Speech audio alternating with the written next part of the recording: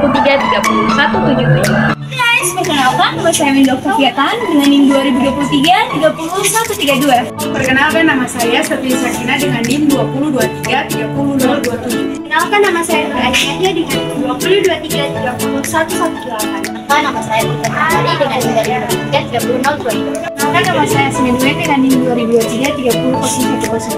Kenalkan nama saya Siti Sajila Menayanisa Soleh dengan NIM 2023-30064. Kenalkan nama saya Mutia Selatan dengan NIM 2023-30012. Nama saya Imam Said Bantan dengan NIM 2023-301. Hai, perkenalkan nama saya Sarika Punasa dengan NIM 2023-30020. Baik, yang pertama-tama untuk uji regresi bergandanya, saya akan meminta data dari skripsi kakak saya.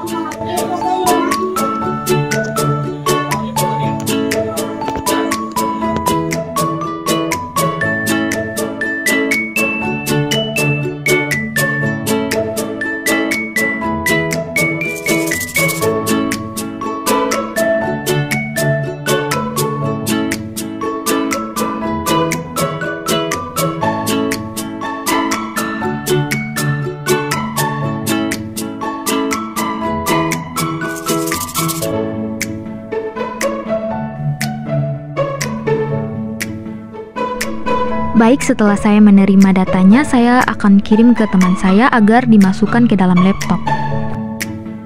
Jadi kita masuk ke WA untuk mengambil data mentah yang telah dikirimkan oleh teman saya.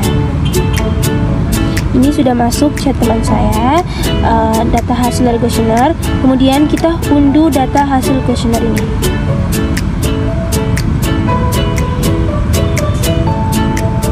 Sudah ada di atas data hasil kuesioner, kita buka. Ini. Kita tekan, kemudian kita masuk pada Excel. Baik, pada dosen teman-teman, ini adalah data mentah yang telah dikirimkan oleh teman saya. Jadi, di sini data mentahnya ada Y1, X1, dan X2 di sini berjumlah 100. Tetapi yang kita ambil hanya 30 data mentah. Sekarang kita masuk pada ujian pertama, yaitu uji normalitas. Pertama kita buka SPSS. Masih loading ya.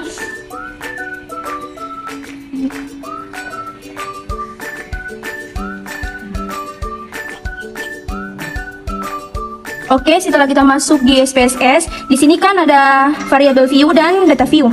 Di sini yang pertama kan ada data view, kemudian kita tekan variabel view. Jadi di sini kita masukin variabel pertama variabel y, kedua variabel x1, dan di sini x2. Kemudian label ini diisi ya. Label ini diisi sesuai variabel yang ada. Jadi di kelompok kita y ini minat investasi. Jadi kita ketik di sini minat investasi. Kemudian x1-nya literasi keuangan. Kemudian X2-nya pengetahuan investasi. Oke, investasi ya guys. Oke guys, kita tekan data view. Teman-teman bisa lihat di sini udah ada Y, X1 dan X2. Kemudian kita masuk di bawah sini di Excel. Kita sudah masuk di Excel, kemudian kita copy datanya. Ya guys. Oke, kemudian kita kopas, masuk di SPSS, kemudian kita tekan paste. Oke, data Y-nya muncul. Selanjutnya kita masuk ke Excel. Kita lakukan hal yang sama pada X1 dan X2. Setelah data muncul, kita tekan analisis, kemudian regresi, selanjutnya linear. Oke, untuk seperti ini, kita masukkan minat investasi ke dependen, X1, kemudian X1 dan X2-nya ke independen.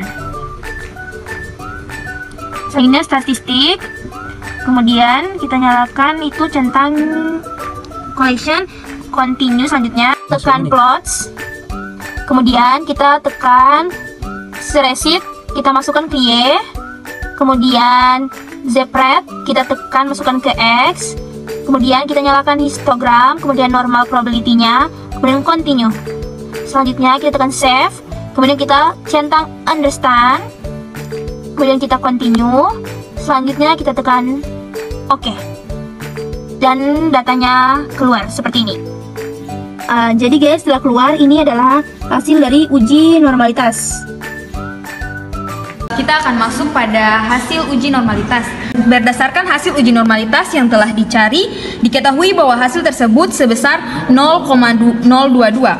Hal ini menunjukkan bahwa 0,022 lebih besar dari 0,05. Maka dapat disimpulkan bahwa data tersebut berdistribusi normal. Kita akan masuk pada uji kedua, yaitu uji multikolinearitas.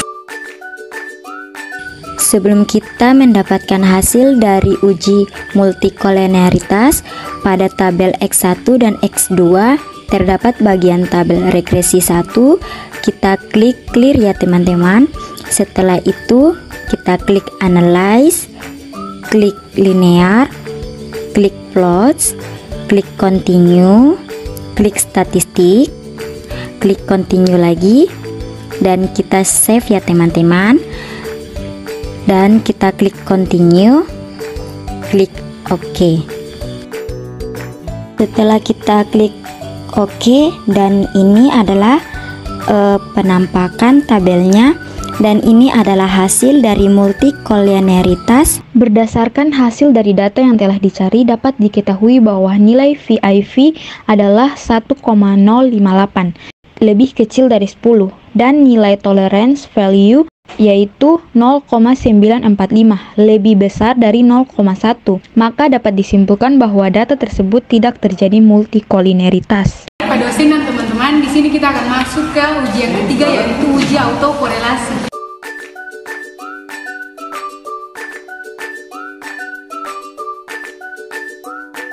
Pak dosen dan teman-teman, di sini saya akan membuat uji autokorelasi. Nah, yang pertama-tama, ini saya sudah menghapus data yang sebelumnya, kemudian kita klik analyze, terus kita cari regression. Nah, setelah sudah dapat regression, kita klik linear, dan ketika sudah muncul, klik bagian statistik. Setelah itu, kita centang Durbin Watson yang ada pada video ini, kemudian continue dan OK.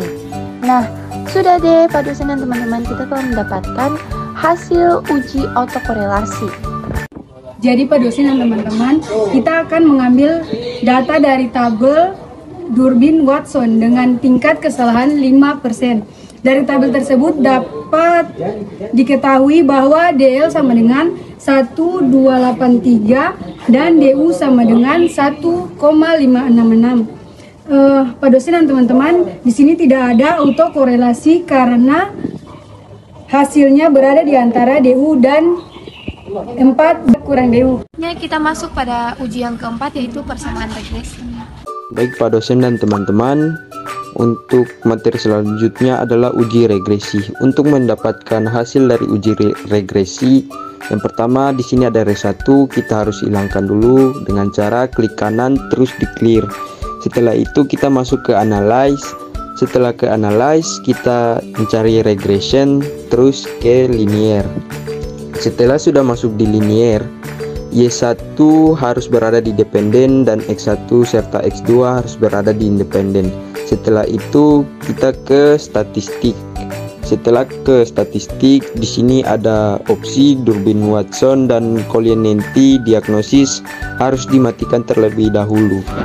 Selanjutnya klik continue. Terus kita harus cari koefisien.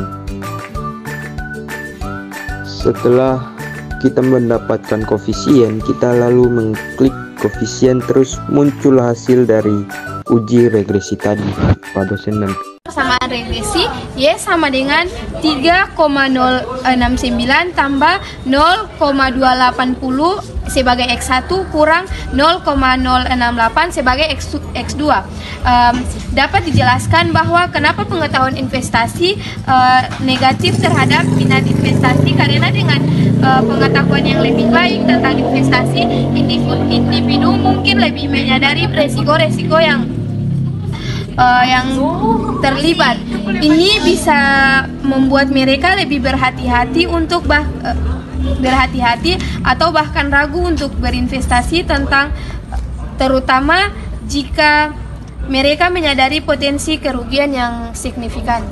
Baik teman-teman, sekarang kita masuk pada ujian kelima atau ujian terakhir, yaitu UJT. Yuk simak video berikut ini. Dapat dilihat di sini terdapat tabel. Nah, tabel tersebut adalah tabel distribusi T statistik dengan derajat kebebasan atau DF dari 1 hingga 40.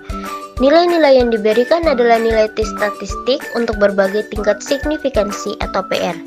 Tabel distribusi T statistik digunakan untuk menentukan nilai T statistik yang diharapkan untuk berbagai tingkat signifikansi dan derajat kebebasan. Dalam tabel ini, kita melihat bahwa untuk DF1, nilai T statistik untuk PR 0,25 adalah 1,00 sekian. Untuk PR 0,10 adalah 3,077 sekian, dan seterusnya. Untuk DF2, nilai T statistik untuk PR 0,25 adalah 0,816 sekian.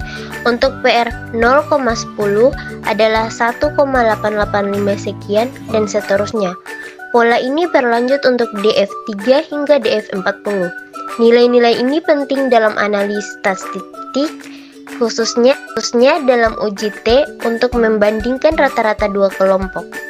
Dari data yang diberikan, kita dapat melihat bahwa nilai signifikansi pengaruh literasi keuangan terhadap minat investasi adalah 0,170 yang lebih besar dari 0,05.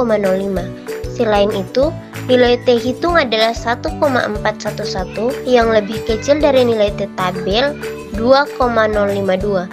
Berdasarkan tabel 5.1 atau tabel uji T parsial, jika nilai signifikansi lebih besar dari 0,05 dan nilai T hitung lebih kecil dari nilai T tabel, maka hipotesis 0 ditolak dan hipotesis alternatif diterima. Artinya, terdapat pengaruh literasi keuangan terhadap minat investasi secara signifikan. Pengaruh pengetahuan investasi terhadap minat investasi secara signifikan.